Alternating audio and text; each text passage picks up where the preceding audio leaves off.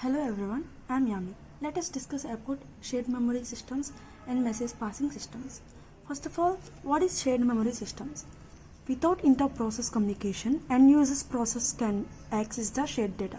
Means the end users can access whatever the shared memory or shared data that is processing without any inter-process communication, without involving any inter-process communications.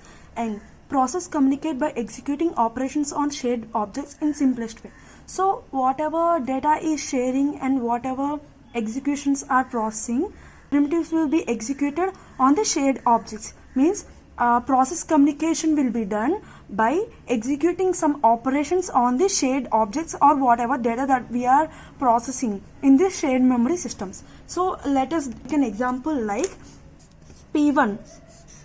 P1 is a processor which wants to communicate or wants to send some data to processor P2. So how it will send the data? Through a medium which is called shared memory space. So through this shared memory space will act like a interface which stores all the shared memory or shared data or whatever data that processor P needs. So this P2 wants to send the data to P2. So how it will send? P1 first store the data, whatever data in shared memory space, and this shared memory space will send some message to P2. So P2 will know that this P1 is going to send some information to it. Then P2 will access the information through the shared memory space. It will ask the shared memory space for the data that P1 is going to send to P2. Whatever data that P1 wants to send, P2 will read the data and write according to required information. P2 will accept the data from this shared space. So this is how the P1 and P2 will share and communicate with each other through shared memory space. Next, message passing system.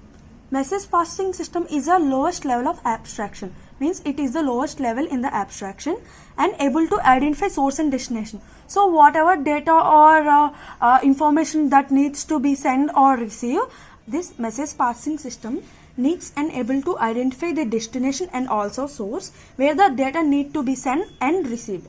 And it also needs to identify the data types expected from the processes. Means whatever the data and this process will be done, so it needs to identify the data types that expected from that process. And it will use send and receive primitives. Primitives are nothing but conditions or operations that are done on the certain data. Means this message passing system will use send and receive primitives. How it will use? Let us take example like how this send primitive works. Means send of receive. So it needs to be send or receive. What it needs to be send or receive? Message. And how receive works?